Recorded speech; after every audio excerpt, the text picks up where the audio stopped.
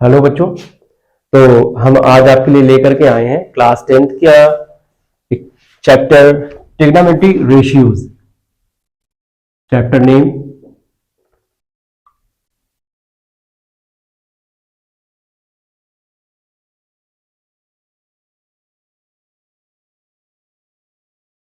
Trigonometry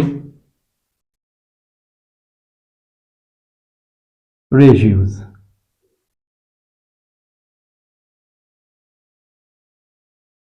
आप लोग तो जानते ही होंगे, फिर भी आज मैं ट्रिग्नोमेट्री रेशियोज के बारे में बताने जा रहा हूं कि सबसे पहली चीज ये कि कितनी how many trigonometry ratios there are.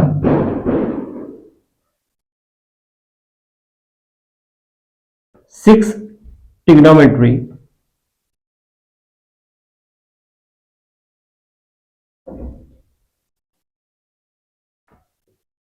ratios. Okay, तो फर्स्ट वन है साइन, सेकंड है आपका कोसाइन, थर्ड वन है टेंजेंट, फोर्थ वन है आपका कोटेंजेंट और फिफ्थ वन है आपका सेकेंड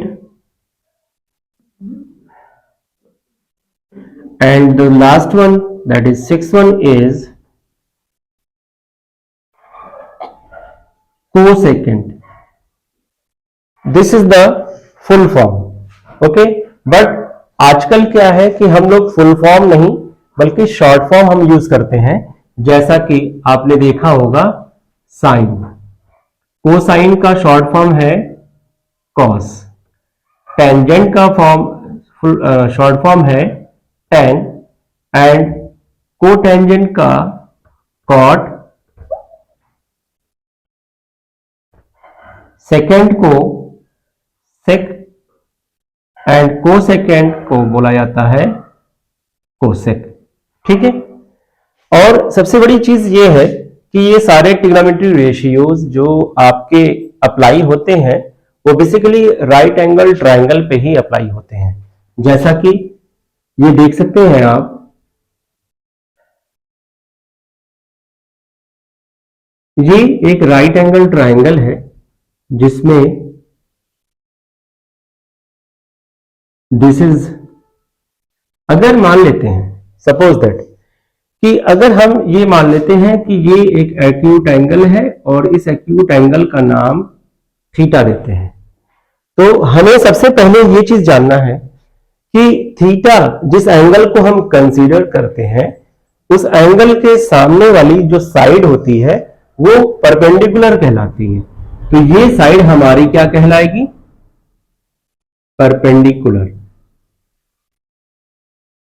ठीक है, और जो इस ट्रायंगल में जो सबसे बड़ी साइड होती है वो कहलाती है हाइपोटेन्यूज।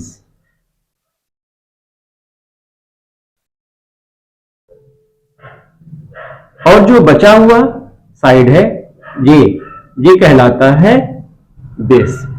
लेकिन ध्यान रखिएगा कि अगर हमने इस एंगल को कंसीडर किया है तो इस एंगल के सामने वाली साइड ही परपेंडिकुलर होगी और जो सबसे बड़ी साइड होगी वो हाइपोटेन्यूज होगी। तो हाइपोटेन्यूज तो ये तो फिक्स होता है, ये सबसे बड़ी साइड होती है। ठीक, अगर एंगल चेंज होता है, सपोज दैट कि अगर हमने ये इस एंगल को अगर हमने लिया और इस एंगल को हमने ले लिया अल्फा, ठीक है, तो अगर हमने अल्फा के बेसिस पर अगर हमने इस सारे ट्रिग्नोमेट्री रेशियोज को अगर बताना होगा तो हमें इस अल्फा के सामने वाली जो साइड है दैट इज ए बी, ये परपेंडिकुलर हो जाएगी इस अल्फा के लिए। ठीक, और ये परपेंडिकुलर हो जाएगी तो फिर ये कहलाएगा आपका बेस बीसी। और हाइपोटेन्यूज तो आपका जो सबसे बड़ी साइड होती है वो हाइपोटेन्यूज ही होती है। ठीक है, तो ये चेंज नहीं होता है। हाइपोटेन्यूज सबसे बिगर साइड होती है, वो कभी चेंज नहीं होती है। एंगल जब चेंज होता है तो हम सिर्फ और सिर्फ चेंज करते हैं किसको, परपेंडिकुलर और बेस को, ये आपस में इंटरचेंज हो जाती है। ठीक है, तो हम यहां पर आपको बताने वाले हैं कि थीटा के बेसिस पर, on the basis of theta, how to find the ratio of these trigonometry ratios on the basis of this theta, sin theta is equal to, जैसा कि हमारा जहां तक वैसे तो बहुत सारी चीजें आप लोगों ने पढ़ी होगी, साइन थीटा के लिए क्या क्या बहुत सारे फॉर्मूले लोगों ने बताए, बट मैंने जो सोचा है वो ये कि अगर ग्राफिकल मोड में अगर किसी चीज को याद किया जाए तो बहुत अच्छे से याद हो जाता है। ठीक, तो साइन थीटा हम बोलते हैं कि this upon this is sine theta, और अगर हम इधर से ऐसे कर लें तो ये हमारा हो जाता है कॉस थीटा, और परपेंडिकुलर अपॉन बेस ये हमारा हो जाता है टेन थीटा। क्लियर है? अगर इस चीज को आप याद रखेंगे, इस फिगर को, तो ये बहुत अच्छे से याद हो जाएगा। ठीक है, तो साइन थीटा के अकॉर्डिंग आप देख सकते हैं कि perpendicular upon hypotenuse, perpendicular upon hypotenuse, तो परपेंडिकुलर क्या है आपका बीसी, और हाइपोटेनस आपका क्या है एसी। क्लियर? और उसके बाद अब कॉस थीटा का देखते हैं। कॉस थीटा का कैसे होगा? कॉस थीटा का क्या है? Base upon hypotenuse, that is base AB and hypotenuse AC. It means we can say that AB upon AC, AB upon AC. ठीक, अब tan थीटा का बताते हैं। tan थीटा का फिगर में देखिए, यहां से यहां आ रहे हैं, this is perpendicular and this is base, perpendicular upon base, perpendicular means BC and base it means AB। Clear है बच्चों? सारी चीजें बहुत अच्छे से क्लियर होंगी, इसलिए क्योंकि फिगर से जो चीजें याद की जाती हैं वो बहुत अच्छे से माइंड में सेट हो जाती है। ठीक है, अब नेक्स्ट है आपका कॉट थीटा। जैसा कि हम जानते हैं कॉट थीटा टैन थीटा का इनवर्स होता है। इनवर्स मीन्स कि अगर कोई चीज, अगर सपोज दैट 3/4 लिखते हैं हम किसी वैल्यू को, तो इसका इनवर्स इट मीन्स कि ये वैल्यू क्या हो जाएगी, उल्टा हो जाएगा, यानी 4 ऊपर चला जाएगा और 3 नीचे आ जाएगा। इसको कहते हैं रेसिप्रोकल, उल्टा, इनवर्स। ओके, तो हमारा कहने का मतलब ये है कि कॉट थीटा जो है वो टैन थीटा का क्या होता है, इनवर्स होता है, उल्टा, रेसिप्रोकल होता है। तो इसका रेसिप्रोकल मतलब ये AB आपका यहां आ जाएगा और BC आपका नीचे हो जाएगा, तो ये हो जाएगा आपका AB अपॉन BC। और सेक थीटा का फिर क्या हो जाएगा? सेक थीटा इनवर्स होता है, इनवर्स होता है सेक थीटा किसका, कॉस थीटा का। सेक थीटा किसका इनवर्स होता है, कॉस थीटा का। और कॉट थीटा किसका मैंने बताया है, टैन थीटा का। तो सेक थीटा आपका इनवर्स होगा इसका, इट मींस इसका उल्टा हो जाएगा, AC ऊपर हो जाएगा और AB नीचे हो जाएगा, तो ये हो जाएगा आपका AC अपॉन AB। क्लियर है बच्चों? लास्ट वन, अब ये लास्ट वन जो है कोसेकेंड, अब बचा कौन, साइन। साइन बचा है तो होगा क्या फिर, साइन, इट मींस कि कोसेकेंड यानी कोसेक थीटा साइन का इनवर्स होता है, उल्टा होता है। साइन कोसेक थीटा किसका उल्टा होता है, साइन का। साइन का उल्टा मतलब इनवर्स, उल्टा। ठीक है, तो ये हो जाएगा साइन थीटा का क्या है, BC अपॉन AC। तो इसका उल्टा करें, अगर हम रेसिप्रोकल लेंगे तो क्या हो जाएगा, AC ऊपर हो जाएगा और BC नीचे हो जाएगा। तो ये हो जाएगा आपका AC अपॉन BC। तो बच्चों अगर आपको ये फिगर याद रहेगा तो बहुत अच्छे से आप सारी चीजें इजी वे में कर लोगे। क्यों? क्योंकि देखिए sine theta this one, cos theta this one, tan theta this one, ये बहुत आसानी से याद किया जा सकता है क्योंकि फिगर वाली चीजें बहुत आसानी से हमें याद हो जाती हैं। ठीक, अब सपोज दैट अभी हमने इस एंगल को कंसीडर करके आपको बताया कि sine theta, cos theta, tan theta, cot theta, sec theta और कोसेक थीटा का वैल्यू इस ट्राइंगल के साइड के रेशियो कैसे हम उसको लिखते हैं। ठीक, अब आते हैं फिर से हम इसको सारा इरेज कर देते हैं और हम थीटा की जगह पर अब हम एंगल चेंज कर देते हैं। ठीक,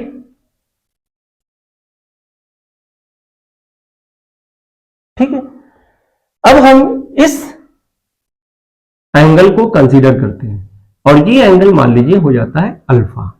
ठीक, तो हमें अब इसके अकॉर्डिंग देखना है, किसके अकॉर्डिंग, अल्फा के अकॉर्डिंग, क्योंकि अब हम जो वैल्यू निकालने जा रहे हैं वो sine alpha, cos alpha, tan alpha, cot alpha, sec alpha and cosec alpha.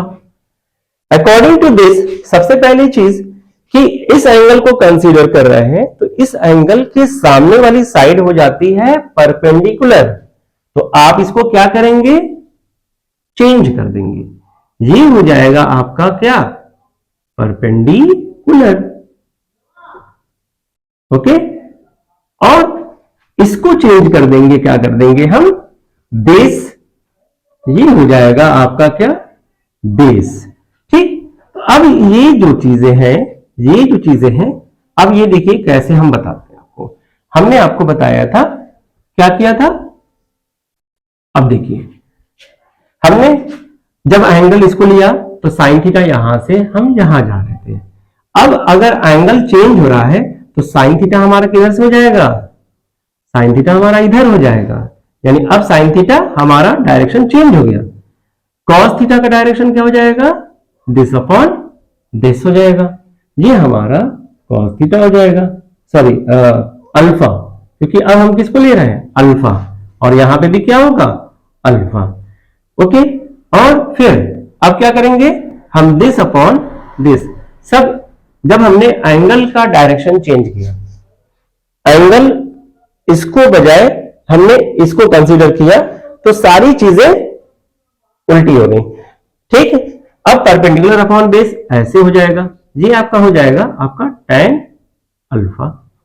अब इसके अकॉर्डिंग देख लीजिए क्या होगा, sine alpha that is perpendicular upon hypotenuse that is AB by AC। तो यहां इस हिसाब से हम देख सकते हैं AB by AC। Cos alpha की वैल्यू क्या हो जाएगी हमारी, base upon hypotenuse that is BC upon AC, BC upon AC। tan alpha क्या हो जाएगा, tan अल्फा देखिए perpendicular upon base that is AB upon BC, AB upon BC। Okay, cot alpha देखिए, कॉट अल्फा क्या हो जाएगा, मैंने बताया था कि tan का इनवर्स होता है कॉट, तो ये वैल्यू इनवर्स हो जाएगी that is BC upon AB। ठीक है, और इसी तरीके से सेक किसका इनवर्स होता है, कॉस का, तो कॉस की वैल्यू BC अपॉन AC है, तो सेक की वैल्यू क्या हो जाएगी, उल्टा हो जाएगा, AC अपॉन BC। और इसी तरीके से लास्ट वन कोसेक अल्फा की वैल्यू जो होगी वो साइन अल्फा के इनवर्स होगी, तो साइन अल्फा की वैल्यू है AB अपॉन AC, तो इसका उल्टा हो जाएगा आपका AC अपॉन AB।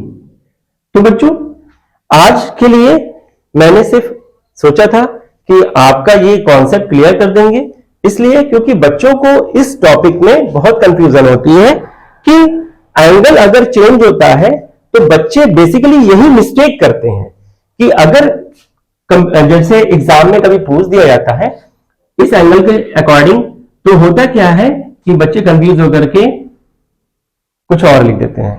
ठीक, जरा सा एंगल चेंज हुआ तो वैल्यू चेंज हो गई। ठीक, तो कंफ्यूजन यहां हो जाती है। तो ये ध्यान रखिएगा कि sine theta perpendicular upon hypotenuse, base cos alpha base upon hypotenuse, और tan alpha perpendicular upon base.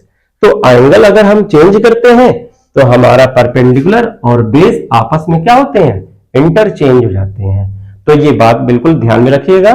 अगर मेरी वीडियो आपको अच्छी लगी हो तो प्लीज लाइक और सब्सक्राइब कीजिए और अपने दोस्तों को शेयर भी करिए। मिलते हैं नेक्स्ट वीडियो में कुछ न्यू टॉपिक के साथ। Okay, thank you.